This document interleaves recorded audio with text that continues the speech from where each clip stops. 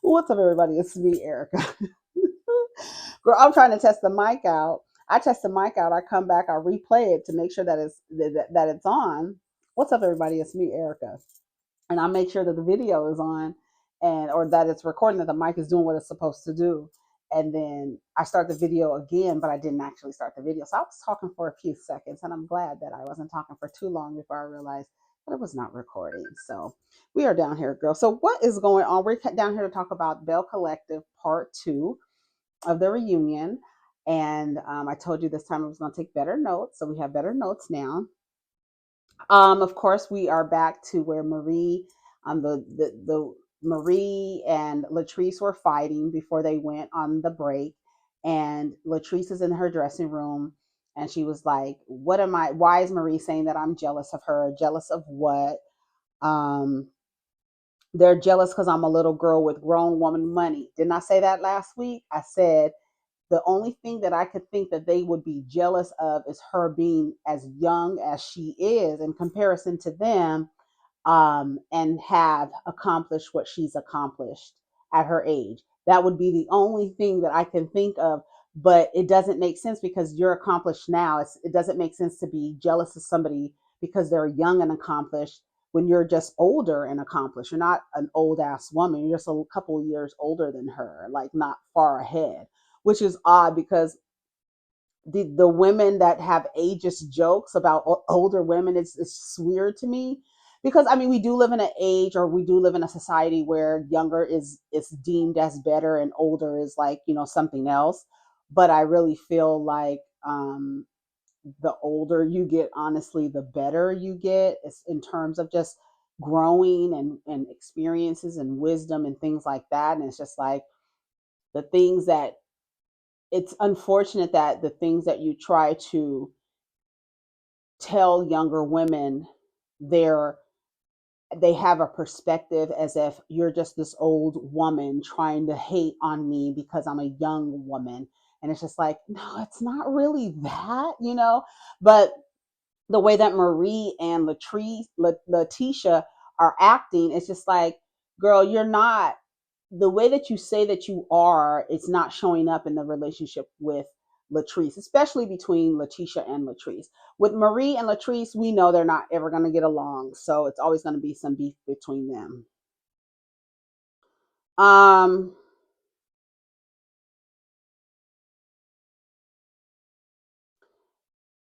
Latrice likes to plant seeds of doubt. I put Phaedra does that. She used to do that. Phaedra used to do that so well, like make a suggestion that will have you being like, wait a minute. You know what I mean? She is really good at planting a seed of doubt or a seed of suggestion so that people can come up with their own narrative. She'll just plant something real quick. I don't see Latrice doing that. I don't feel like, I don't know. She might be doing it. I don't know. I just don't see her doing that.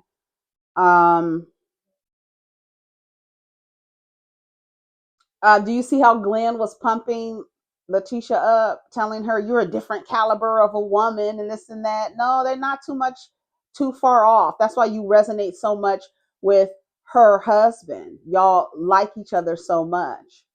You wish that Latrice, like Leticia, was Latrice. You've said that. You've said that in your interviews.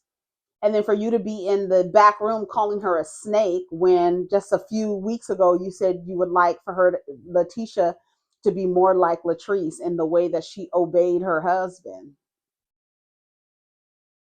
But now you a different caliber of a woman. Okay, I got you. Whatever. What's his name? Glenn. Nobody loves harder than Marie Monroe. Was Marie using her mom? Um, I don't know. I don't know. Was she using her mom? I mean, it's a storyline. It's part of her story. I could see if it wasn't real, like what her mother was going through wasn't real, and she was like exaggerating. But her mother does seem to be in need of a mental health care and detox. So Marie is gonna, she's gonna go to her facilities. And she said, "What's her name? Lula." Lula's gonna be Lula. I'm like, okay, well, what does that mean? Is she not? Is she back in the same place? Is she? in a recovery. We didn't really get that. Did we hear that? I don't know. Let me know. Maybe I missed it. What kind of men do you like? She said, I like conservative men, but she did have fun with that guy that came in there looking like, like he was like in his 40s, dressed like he was in his 20s. So, what was his name? He gave her a nickname, some street name he gave her. People think you're mean. Says she's not a bully. If she is, she's a bully for the truth. Um, the girls need to clock in, good or bad, show it all. Tambra and Latrice are not showing their lives. Um, and that's what she says. They're not showing their real lives. I guess they want to see Cliff going upside Latrice's head, but that little segment was so cringy because, Carlos was trying to, ask Latrice questions and she was trying to get around him. And he was like, that's not what I asked you. You know, it's embarrassing. It's so embarrassing when a woman is in an abusive relationship, no matter what the abuse looks like, because I think a lot of people, when you hear the word abuse, you're expecting to see somebody in a sling with a patch over their eye and a busted lip. And that's not what, it looks like. I was watching the Jonathan Majors story, that little interview that he had. And the lawyer was saying how it was a lot of emotional and psychological abuse. So that can actually happen. You know what I'm saying? So it's not always a physical abuse. And I think that's what a lot of men and women, they don't, if they can't see it, they don't believe that you're actually going through it. We already live in a victim blaming society. So if I can't see your wounds, it's going to be easier for me to deny that that's what's actually happening to you, even for you to even accept that that's what's actually happening to you. Some people don't even realize they're in those types of relationships because, again, they see abuse as a physical thing, not a mental or emotional or even financial thing. Spiritual abuse, I mean, anything can be, abused. You know what I'm saying? Um, and so I don't know what they expect out of Latrice. She's not going to out her man. That's her man. She has been with this guy since she was 19 years old. She would pretty much need some kind of like, something, probably, I don't know what would need to happen for her to be broken out of her trance, because that's what it looks like to me. Tambra gave her baby her last name because she wasn't married. Shout out to Tambra. Um, you know, I don't know what's going on with her and Demon, but it just seems like they were friends who agreed that when we get a certain age, if neither one of us are married or have a baby, then we will have a baby together. I think a lot more women should do that because, if he's okay with it, he doesn't necessarily need to be in the home. He could still be involved, but she has her community of her cousins and stuff like that. She can raise her baby with her baby having her last name. That's her baby. That's your baby, girl. That is your baby. Okay. Um, I didn't like that he kept asking, was Damon the father? It doesn't matter who the motherfucking father is. It really doesn't matter as long as the mother has a tribe of women around her to help her raise her baby. Let him go. They go anyway. Half of them ain't there anyway. So what's the point of trying to make him stay around? And that's not even where he needs to be. Shout out to Tambra for having a baby. I think more women should, look at it in a different way, because a lot of y'all the men don't end up around anyway in that capacity where they're close to you anyway. She's raising her, child. Hold on, I need to get this. All right, is this still on? Oh, all right. I have to make sure it's straight. Okay. All right. So what happened after that? So Tambra, baby, the last name. We love that. Marie told people about Tambra's pregnancy, that she shouldn't have. I think this Marie does a lot of like things that would make me feel like I wouldn't want her around me. Like she couldn't be close to me because you don't move the way that I would want people around me to move. Like you're not a safe person to like try to develop a deep friendship with. We can go out, kiki, laugh, and have a drink, but to be in a deep relationship to where I'm telling you like about my life and stuff like that, No, very, very shallow. We're not getting involved. And Leticia the same way. Leticia, she just her and that dress, the way that it's constructed, it just adds on to the layer of you looking like a clown, and then the dress being ill fitted. It's a layer on to that, and I'm like, I have secondhand embarrassment with Leticia and her husband. Marie and Tambra, they're going to be in some mess. They were going back and forth. I couldn't understand. I said I couldn't hear, and Carlos lost control of the show. That's what I said. I didn't know what was going on. He was sitting there laughing. I don't know if he's afraid to be like Andy and say, "Be quiet." I don't know if he's afraid of that, but they were talking so much and I didn't care enough to try to stop and listen. So you couldn't even put captions. That's why that talking over each other, it doesn't work because you can't hear and you can't make it out either. Um the husbands come out. JJ has got God darn it on the back of his head with rhinestones and stuff. Just country. Um, oh my God, I was so embarrassed. Carlos asked not Marie, Leticia, no paternity test. Girl, I'm embarrassed. That is so embarrassing. No, it's why he called him Little Boosie and Young Miami. Girl, I was a mess. And then they was like, did you see the way that Cliff was looking at JJ when JJ was turning around with them country ass rhinestones on the back of his head? He was looking at him like, that's why your bitch cheated on you, nigga. That's what he was looking at him like that. Like, that's why she cheated on your weird ass. Um, I appreciate you all showing up. We're here to support our wives. And I'm just here standing alone like Marie. And Marie said, and I don't need to get permission from nobody. I said, I know that's right, bitch. Don't try to shade me. Say I'm the only one without a man. You mean I'm the only one without a headache? Hello? Right. I'm the only one sleeping well at night. Hello? I'm the only one ain't peeping through the window. Nobody knows. Okay? Ain't got time. I'm over here sitting by myself. Thank you. No worries in the world. Stress free, edges intact. Okay. Latrice and Cliff, what's up with him, grabbing you, calling you a bitch? Does he call you a bitch? Well, I call him a bitch. That's not what I asked. I asked, does he call you one? And yes, he does. Whatever he's doing in public is definitely what's happening in private, and probably worse. Period. If you are bold enough to behave like this, knowing that there are cameras watching you, how do you behave knowing when there's no cameras there? Right. A hellraiser, a terrorist, and more than likely an abusive person. Even probably in your language, you already see her as beneath you. That's another way to control you, especially when they're older than you like that and you're calling them daddy. They're going to treat you like a subordinate, someone beneath them. Like this is a hierarchy. Not only I'm your husband, I'm your daddy, I'm father, I'm everything. Everything.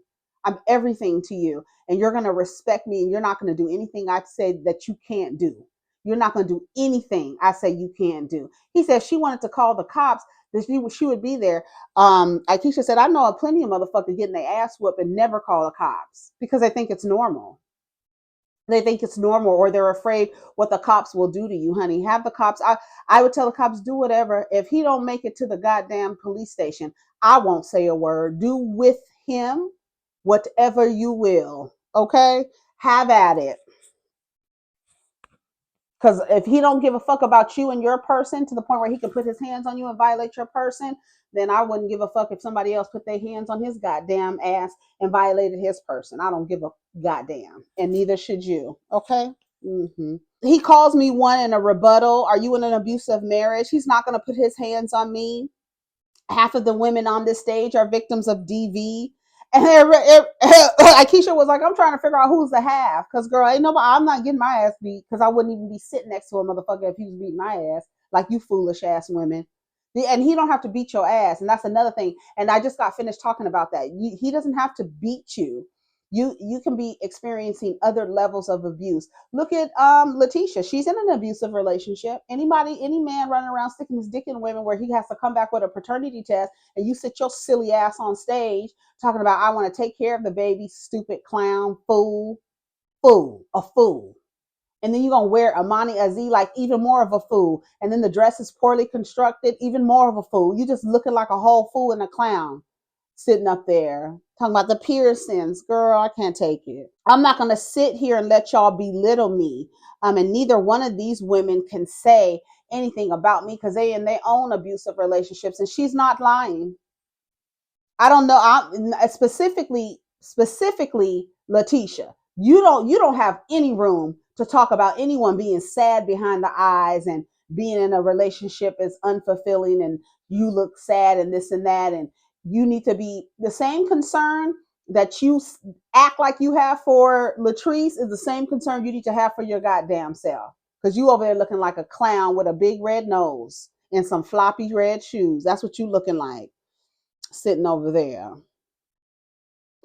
Um, what I heard after Bar, people get their ass whooped all the time. He's controlling and demanding. Those are not positive words to use to describe your husband and how he relates to you. That's not positive, and there's no way that you can put whipped cream, honey, cherries on top. It's still a bad adjective to use to describe your husband. Demanding and controlling. Okay, girl. That's why they go get younger women. If she didn't want to get married, we wouldn't have got married. They also said he has anger and trust issues. He doesn't sound like a stand-up dude to actually be in a relationship with. He sounds like he's unsuitable for partnership, controlling, demanding, and has anger and trust issues. He has trust issues. Part of his trust issues, part of the reason why they go get the young women is to have an ability to control them. But what also it does, it feeds into their insecurity that this woman is young and can really go out and find a young virile buck to actually break her back the way it needs to be broke. Okay. Yeah. And that's what they get insecure about. So now they're jealous because they know you a fine, young, pretty young thing and you out there. And they worried about that. Now you got to come home, put some goddamn Viagra's in a smoothie, and then pull and bop and twist on his dick, and he feels insecure about that. So now he has trust issues, and he don't want you out because he know that these other niggas can get some if they really wanted some, and if you really wanted some, something you didn't have to pull and bop on. Okay. Right. That feeds into their insecurity. Okay. Leticia says she's concerned, but I'm not going to speak on what we spoke about in confidence in front of the group. What's the reason behind you grabbing her? Like, where's that come from? He doesn't have self-control, and he feels like when he feels he doesn't have self-control, but he wants to exert control over someone else, so that he, instead of controlling himself, he grabs you in an effort to control you instead of controlling himself. He's not suitable. He needs to be alone with his little patch of hair at the top. I need to pull some of my little hair out right here so I can be looking like Cliff. She says she feels very safe with him. And like a lot of women have a weird concept of what safety looks like. A lot of the men that like Nicki Minaj, she probably feels safe with her goon over there. Like when the men exhibit those kind of toxic masculine traits where they're controlling, overbearing, anger issues, quick to anger. Some women see that as, oh, he's protective. This beast is protecting his beauty, right? And it's just like a recipe for disaster. But they see that as love, they see that as protection, and they see that as safety. And it's not safety at all, because they're more than likely to be on the end of that person's repressive emotions and that lack of control and lack of discipline, and all of that lack that man is dealing with, is he's going to exert that over you, because that's the only place where he feels powerful, is controlling you. And you're stupid enough to fall in line and to agree that that's his role, and you fall into these weird ass, jive ass, stupid ass relationships, and you end up being abused. But you look at it as love and safety. So what can anybody ever say to her when what we're trying to get you to understand is what you deem as love and safety, that's not what's happening here. But if you have women around you who are telling you don't let the devil in your house, and don't let these jealous bitches break up you and your husband, when you're being fed that is going to keep you in that thing, because now you're competing with, the idea that these women are have something to say about your relationship, and that these women can't have nothing to say about your relationship. So then you end up staying longer than you should because you're trying to prove these other bitches wrong. So it's a whole fucking cycle. It really is. She's just a girl with daddy issues. Every relationship has its problem. Do you feel misunderstood? She feels like she's afraid to defend herself. She says she's a strong, independent woman. You're a strong, independent woman, but you dim your light. You turn your light down a little bit. You like, what do you call it? Invert. You go inward when he's around. You change. You turn into a pretzel. You change yourself when he's around. You're not yourself. You're a different person when he's not around. As soon as he comes around, you dim the light and you invert. That looks like some type of abuse to other people, especially when you only do it when he comes around. You don't, every other space you occupy, you're a boss. You come in here confident. You come in here shoulders back, chin up, head held high. As soon as he comes around, the whole light around your aura turns down, and you go like this and you shrink, and everybody sees it. And unfortunately, these are not the right women. They're playing it like it's concern, but it's really like chismosas. They're just really gossiping.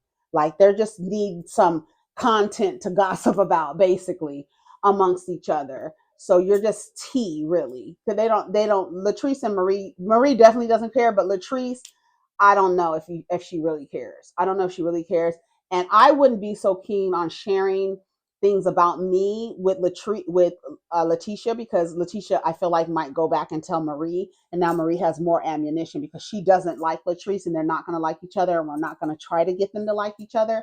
But I feel like I wouldn't give Leticia ammunition to give to Marie, because we know that Marie and Latrice are going to butt heads. So that is what it is. Joshy came out. Um, I didn't like, see, this is what I don't like it, when this gay boy comes out and it's sounding like he's the butt of the joke. He wants to be a Belle. I didn't really care for that so much. Um i i was hoping that Carlos wouldn't allow like this laughter and this kikiing to continue when after Cliff would say something to Joshy. It just didn't, I don't know, it just didn't sit right with me, especially him being like, this is my friend. She tells me things about him. I think she tells me things about him so then I can bring it up in conversation and she can kind of have backup, because she really doesn't have any support. A lot of gay men end up in positions like this, and a lot of gay men end up protecting their friends and their women friends who are in relationships with abusive men, sometimes down to beating their asses for her. And she probably shares things with him, I'm sure she does.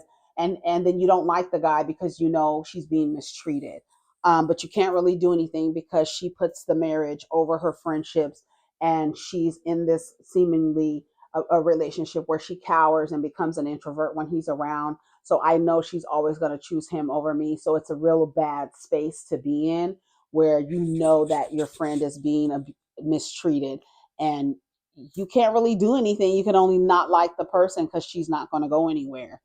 If I controlled her, Joshy wouldn't be here on stage. Did you overstep and butt yourself into her marriage? Um, he said she tells him stuff, and he feels like she tells him stuff so he can bring it up around Cliff, and then they can talk about it. Cliff keeps talking over him. He's wondering like, why is he? You're always so hostile when it comes to me. I didn't even know he was mad. He tries to apologize. Cliff tries to apologize. It wasn't even an apology. It was more so like, let me just say sorry, and so we can be done with it and move past it. Um,